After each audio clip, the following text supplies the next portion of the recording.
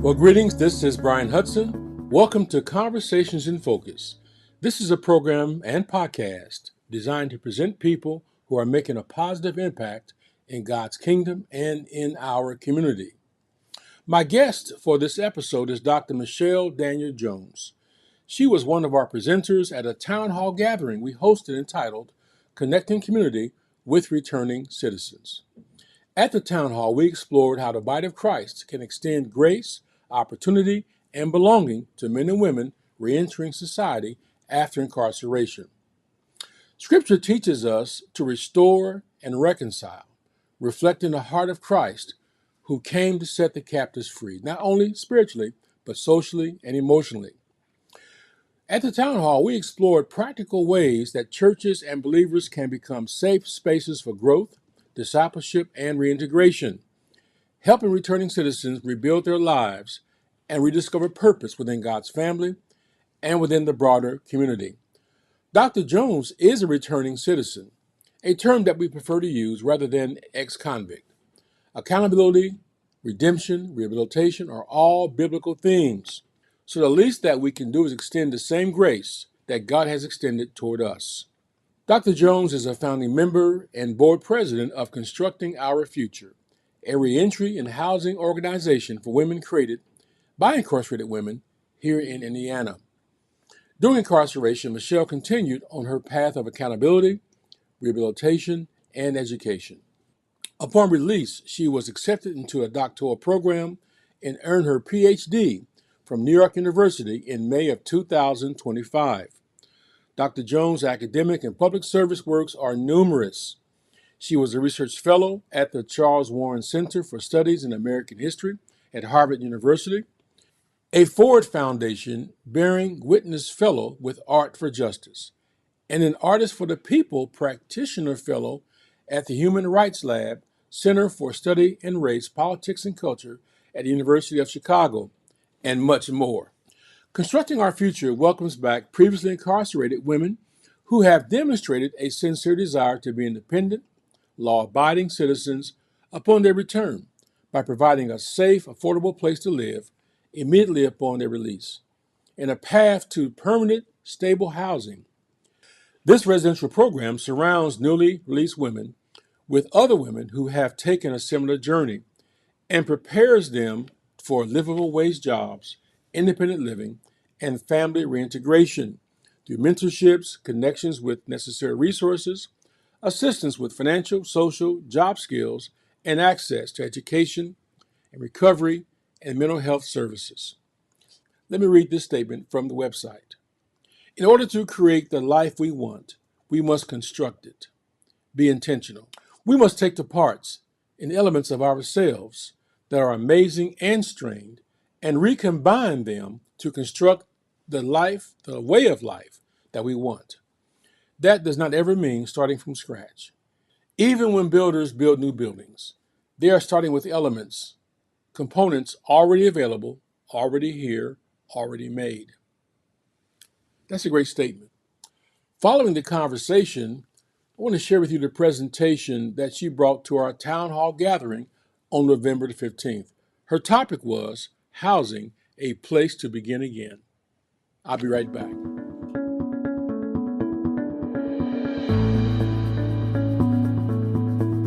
Welcome back, friends. This is Pastor Bryan Hudson. Looking forward to this conversation here on our program, Conversations in Focus. You heard the introduction to my guest. Now I want you to meet my guest, Dr. Michelle Daniel Jones. Welcome, Dr. Jones. Thank you so much for having me. Great. It's a pleasure. Honored to have you. I met Dr. Jones through a mutual friend and colleague, Chaplain Dolores Epps of Friends Fellowship. Right. I was honored. My wife and I visited your facility on College Avenue. Yes. Met you and your husband there. Yes. Got a tour of the facility. And it was such a blessing to see a place, a safe place, a home-like environment. Yes. Where you serve the people you serve. We'll talk about that during this segment. So welcome, Dr. Jones. My first question for you is, what is Constructing Our Future and why did you establish it? Thank you. First of all, it's an honor to be here with you. I thank you so much for inviting me. Constructing Our Future. Constructing Our Future was built inside the Indiana Women's Prison, and it is a home where women coming out of incarceration, coming out of homelessness, who are impacted by the criminal legal system have a safe place which to restart their lives. So the program is many phases. It is that direct services, that wraparound support, and then that transition to permanent housing. In addition to that, we have several other programmatic things that are important to the work that we do. And why? Because women impacted by the criminal legal system are battling the carceral state. The carceral state funnels people into it through a myriad of reasons. School to prison pipeline, concentrated poverty, joblessness, the war on drugs, crime and racialized law enforcement practices. And it funnels hundreds of thousands of people into the system, and they experience what is called a civil death, where they lose right to full personhood in the law. And that's about 2.3 million to 3 million people a year. And about 700,000 to 1 million of those people return, and they return to a state of unfreedom. And unfreedom is that state where you are under constant surveillance of probation and parole, community corrections, and other barriers that hinder or block your access to resources and opportunity post-incarceration. And those people then find their way cycling back through the carceral state because of the barriers, the destruction of opportunity, from everything to hypersurveillance, racial profiling, cosmic employment exclusion, issues with housing discrimination, easy revocation of probation and parole. All of these things funnel people back into the criminal legal system, and only a few of us, and to God be the glory, I am one, can escape the clutches of the carceral state. So Constructing Our Future was created to be that bridge for women coming out so that they can find a way out of the carceral state. Yeah. What is your mission and vision? Yeah.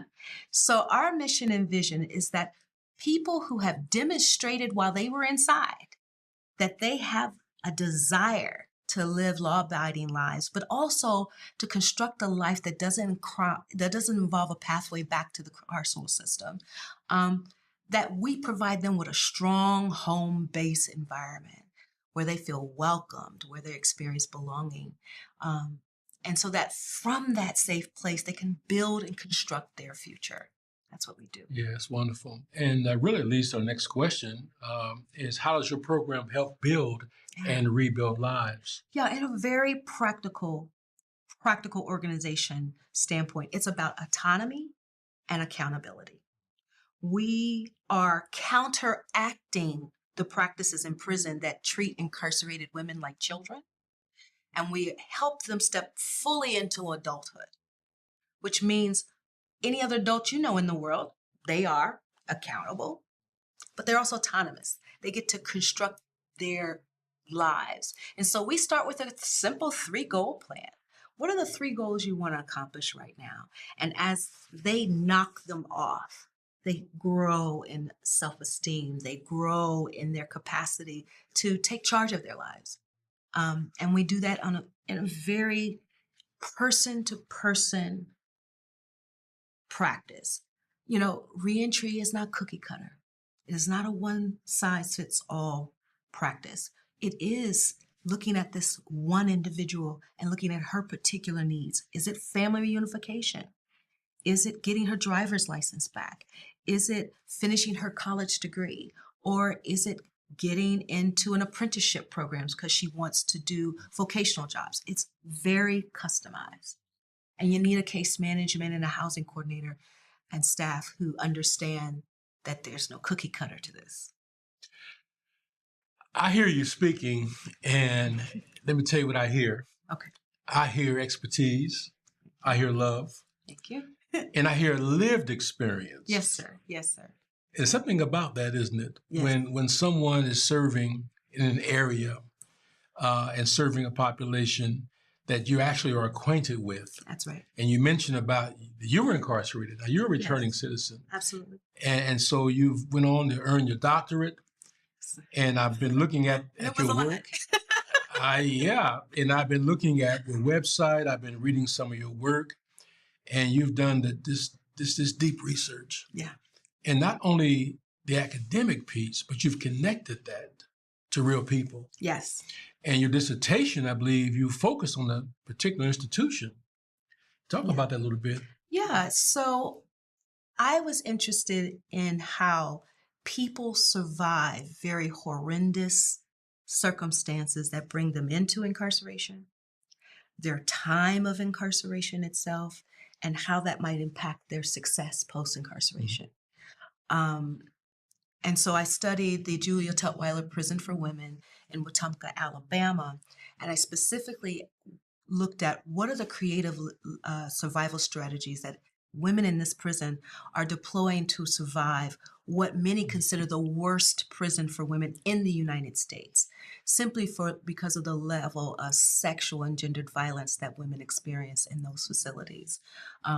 For decades, the facility has been under surveillance by the federal government for countless abuses, and yet there are women who are figuring out how to survive and eke out even some moments of thriving in that environment. I was curious about that because for me, in my own incarceration, as I sat and reflected, my relationship with God was foundational for my ability to survive my environment. But then there was also other things that I tacked on top. My access to education, my access to be able to create a spiritual liturgical praise dance group called Lifted, the ability to write and draw, all of these artistic practices sitting on top of the foundation of my relationship with God gave me tools which to survive and thrive in a carceral environment. And I wondered, how universal that was. And so I chose arguably the worst prison for women in the United States to ask those questions. So I see that has informed your work today. Absolutely. And your approach to your programs, and your philosophy, behind what you do, how you do. I can't think of a better situation for people coming into your organization to be served with someone who not only has the knowledge, but has the heart and the expertise from a lived experience. And the lived experience is crucial. Yes. Because all too often, people in authority speak more authoritatively or enact policies and procedures that impact the population, but they are not a part of developing. But we're here on the ground. Yes. We know what we need in order to live successfully, to level up in our lives, but we weren't often getting access to resources and opportunity to enact that. And Constructing Our Future is one of those organizations that is in that position now. And to God be the glory for it, because it is women like myself who sat in a classroom and said, how do we build a better reentry program than anything that's out there right now? How do we help set women up for success? Some programs, only let you stay there 90 days to 6 months. Our program is designed to be 6 months to 2 years. And in that, we wrap around additional programming. For example, we have the financial literacy course that we built with Butler University, which was specifically oriented towards people who have been impacted by the criminal legal system. Then we learned that HIV/AIDS infection was going up amongst our population. Then we launched some community events to educate there.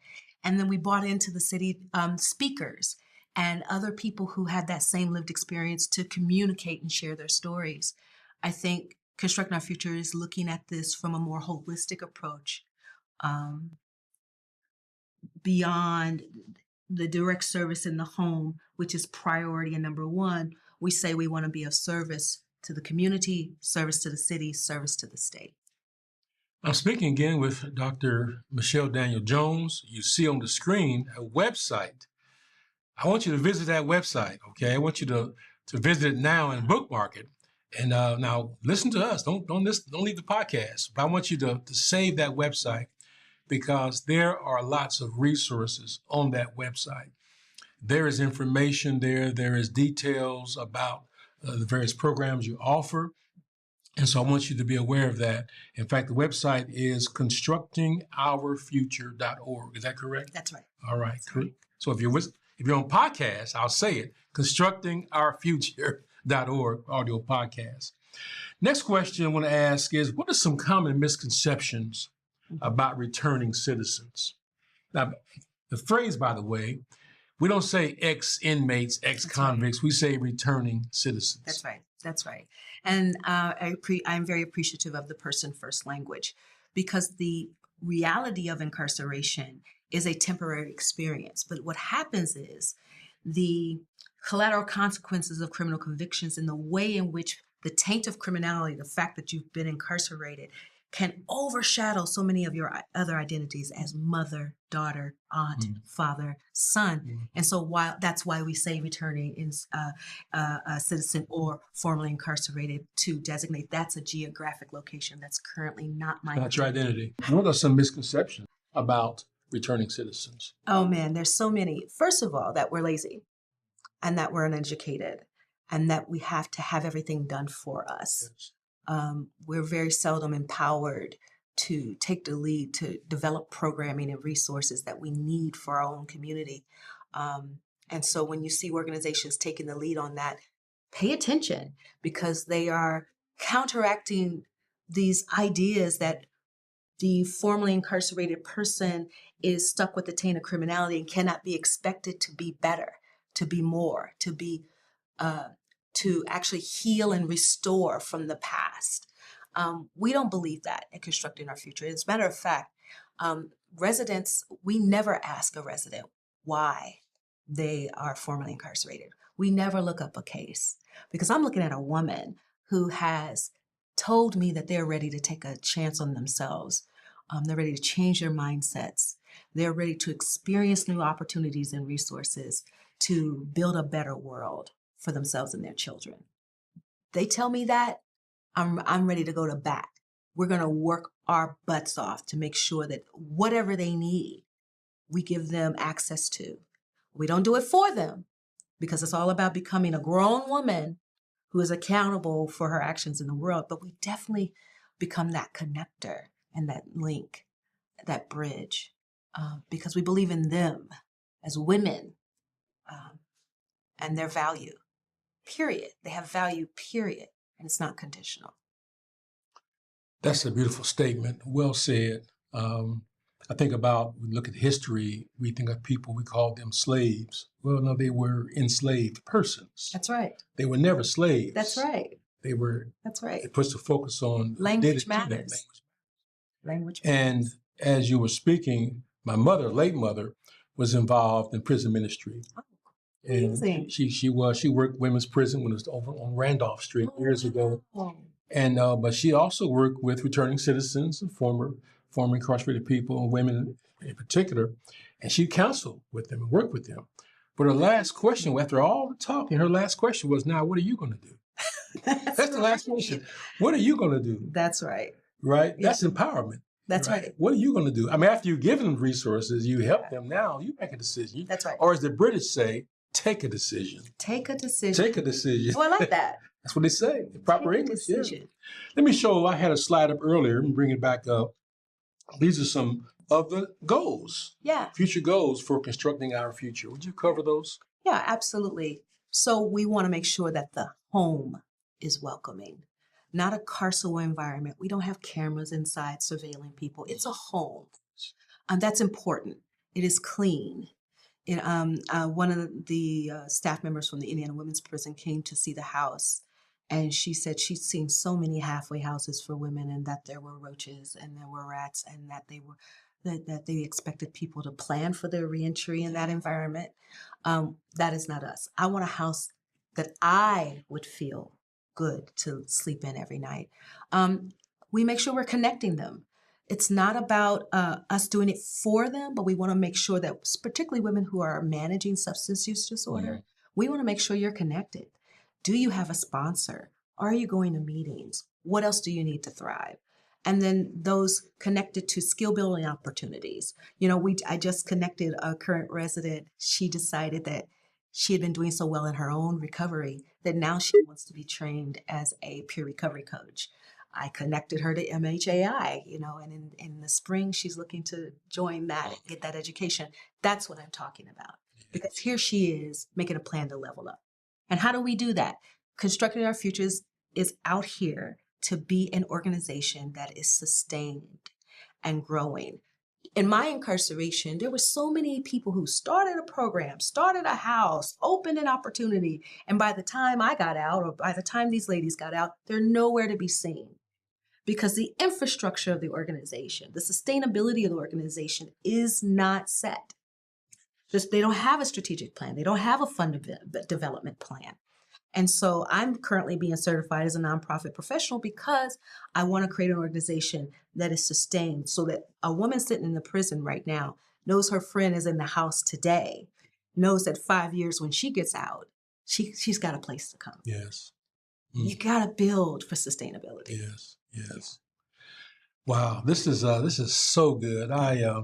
I'm happy to be now partner with you. I just met you a few months ago through Chaplain Epps. My wife and I met you. And New Covenant Church has already blessed us. We're already on board. Paper towels and toilet paper. I mean, some of the most expensive things that we buy. Yes. The church has blessed us. We're already on board. Yes, sir. And I encourage you get on board, okay? There's a website address. Please visit the website, explore the work, and really support the work. There's no better work than helping people. That's right. Helping rebuild and build lives is so, so vital.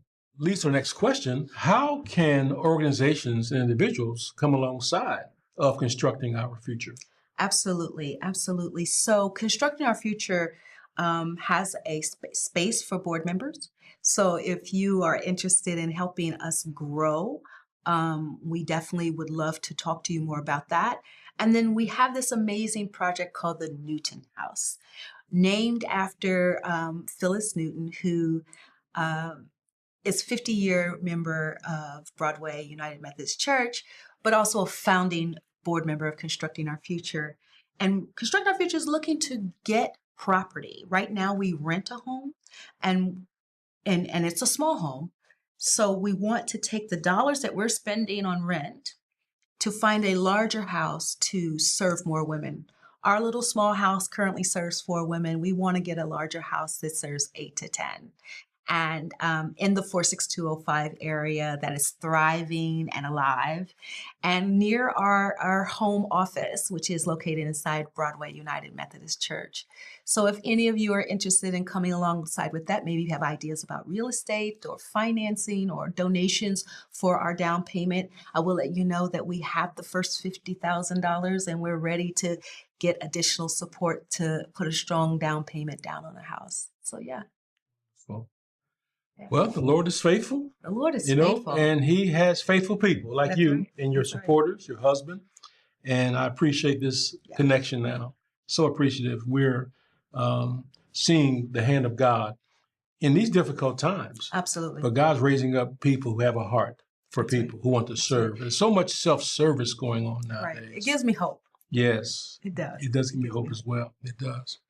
I've been speaking with Dr. Michelle Daniel Jones, who is the director of Constructing Our Future. And again, the website is on the screen. Please visit the website. You also mentioned about a survey you want people to take. Absolutely. So speak of that, and I'll bring that slide up. Absolutely. So as an executive director, part of my job is storytelling.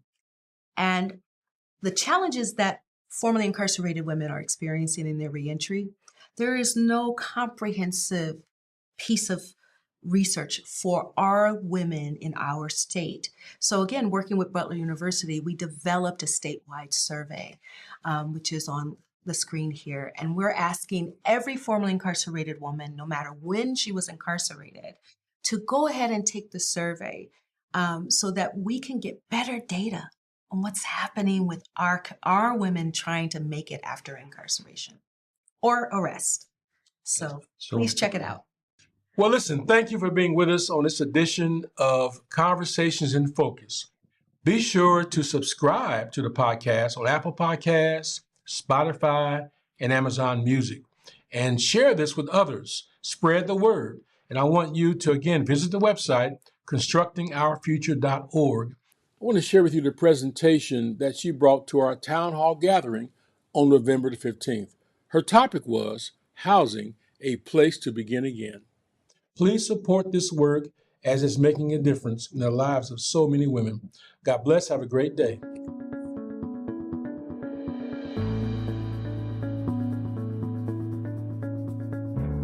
I'm so excited to have this opportunity to share with you. I am Dr. Michelle Daniel Jones, and I am the Executive Director of Constructing Our Future. I'm really thankful for the opportunity to talk to you about housing and a place to begin.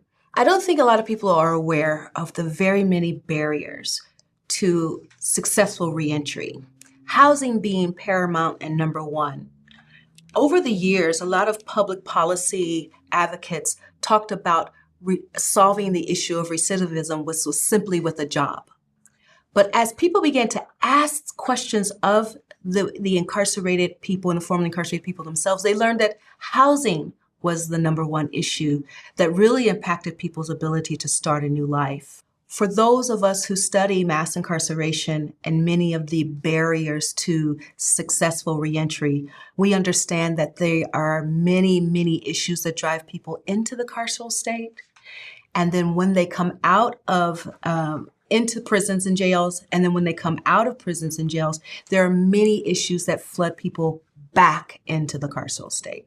And I think it's important to highlight that a lot of that has to do with, criminal justice debt, personal debt. I don't know if a lot of people understand. People are being reincarcerated for their failure to pay debt.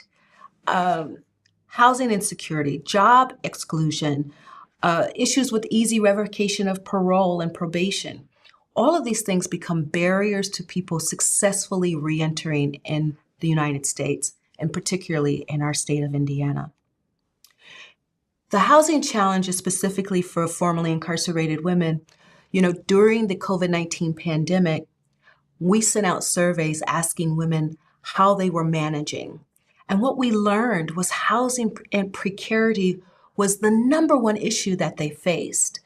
Most of them were sleeping on couches or in cars or in temporary housing situations with family members or friends. Permanent safe housing was very difficult to secure.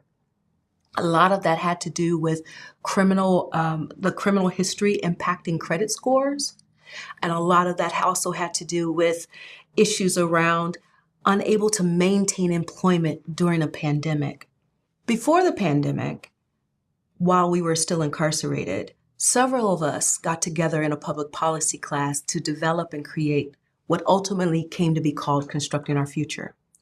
We were looking at two factors, reentry for women and housing blight or housing precarity and instability for that same population. And Constructing Our Future then was created to be a resource where women would be able to come to us from prisons and jails, have a safe place to figure out their plans for their lives in a safe, welcoming environment, and then transfer from that environment into their own permanent housing. From permanent housing, meaning into a nice apartment rental situation or actual homes. We did that through building partnership with community people who cared a great deal about helping formerly incarcerated women, right? And so we surround those women once they come to us with those partnerships and those resources. Construct Our Future also cares a great deal about public policy. As I said, we created this course, we created this program in the middle of a public policy class. And we've gotten involved to pass two key pieces of legislation that impact the home life for women. One bill we passed was the automatic termination of parental rights of incarcerated women whose children were in the system 15 of 18 months. The other law that we passed in 2022 was the anti-shackling bill. And we did that with a broad coalition of community activists, doctors and nurses, and other formerly incarcerated women. We are committed to being problem solvers. And so I will show you at this time the founding members of Constructing Our Future. From left to right, we have women who are activists in their own communities, as well as those who are still incarcerated in prisons in Indiana, either at Madison Correctional or Rockville Correctional or the Indiana Women's Prison. What are we trying to accomplish with Constructing Our Future? Our goals are simple. Returning women are welcomed into a safe place, affordable, where they can live immediately upon release. Returning women are connected to needed services, such as mental, physical health care, and substance use services. In addition to that, we focus on making sure that women are connected to appropriate skill building, career building opportunities, whether that means that they are going back to school to complete a credential, or whether they're looking into a vocational career, or in the case of one of our residents who was developing an entrepreneurial enterprise around an idea of an online goodwill. Whatever the case is, our goal is to support women in the establishment of their goals. And to that end, our other goal is that Constructing Our Future is a stable organization with the appropriate governance and funding to be sustainable. It's been our experience, and in my 20 years of experience of incarceration at the Indiana Women's Prison, that there were several different folks who came along to start a program, open a house, make a halfway house, or start something up. But by the time a lot of the women who would love to take advantage of those programs got out of prison, they were no longer around. It is our commitment as an organization built by incarcerated women for formerly incarcerated women to create an organization that is going to be sustained and alive and around. In addition to that, Constructing Our Future has made a commitment not only just to serve the women in our home with direct services, programming, housing, wraparound services. We want to be of service to our community, to our city, and to our state. And to that end, that includes developing original programming. So in our partnership with Butler University, we studied with them to develop a financial literacy packet specifically focused on the needs of formerly incarcerated people. We're starting in January to start our new course, and it's going to be about civic engagement. A lot of formerly incarcerated people have no idea that they can still vote. They don't have any idea how to get involved with the electoral process, how to give testimony for good bills or testimony against bad bills. And so we want to create a course that's specifically geared towards our population to educate them, and I'm super excited about that.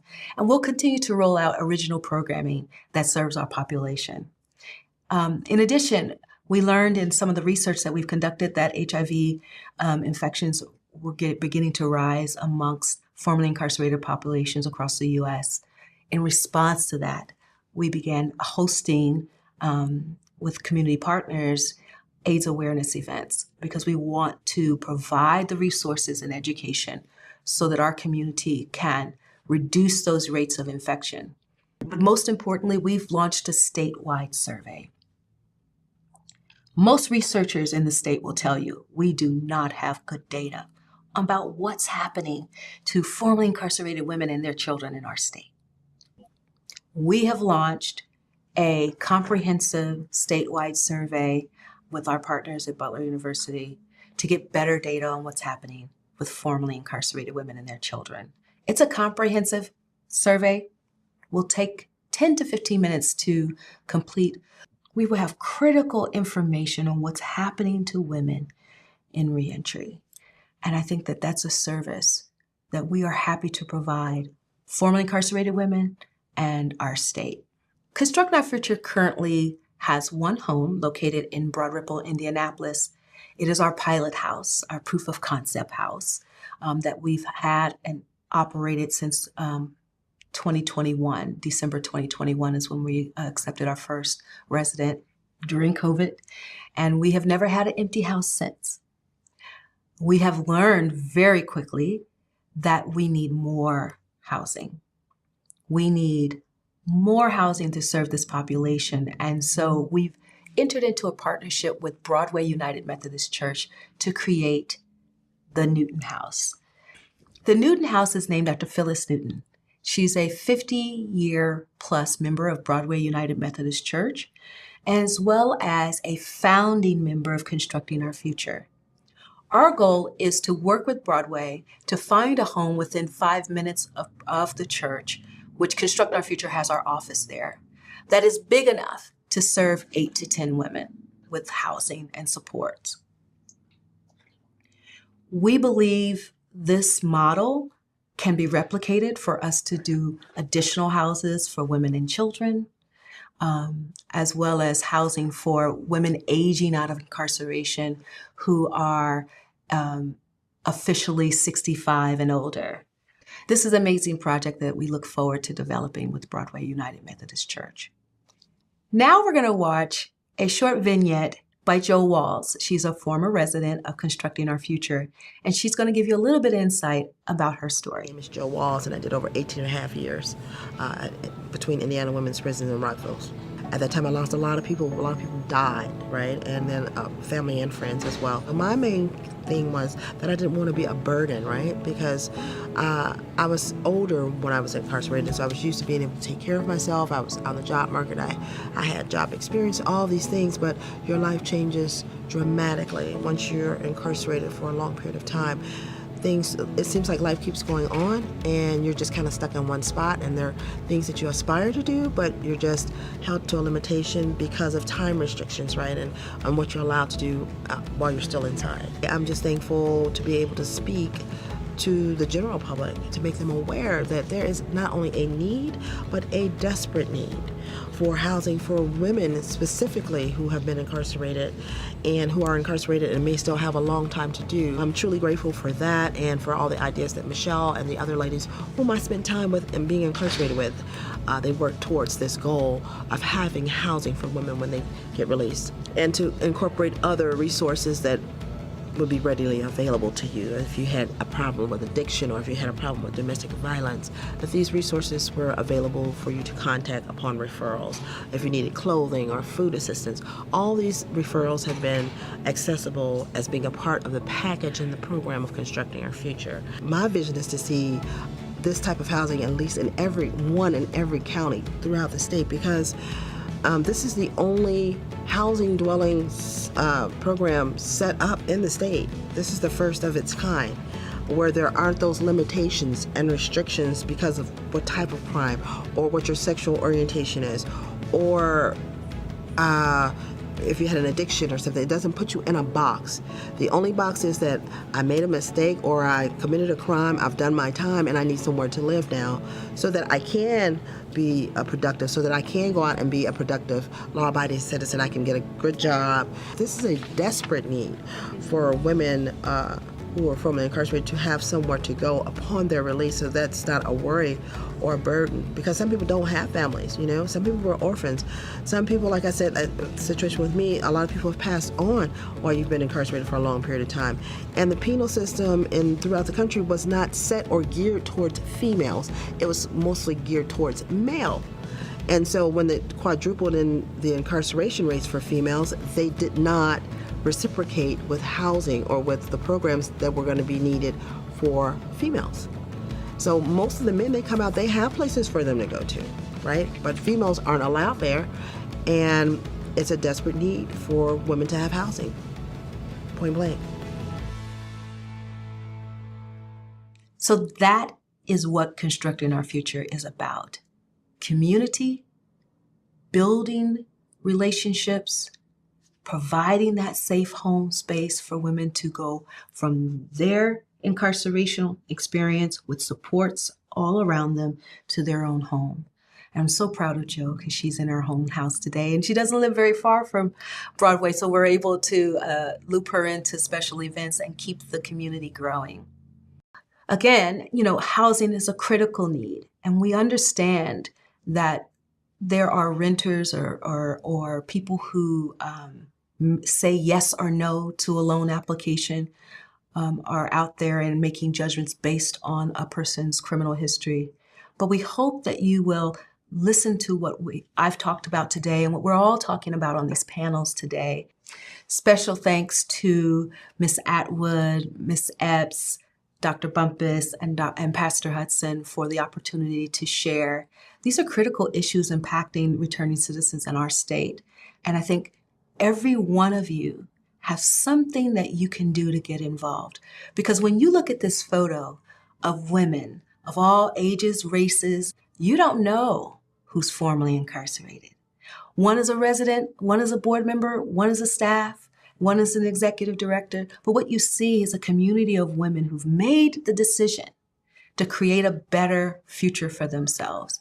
And I think coming alongside folks who have that focus and that intentionality is what all of us should be doing. And I thank you so much again for giving me your time today, and many blessings and prayers for you all. Thank you.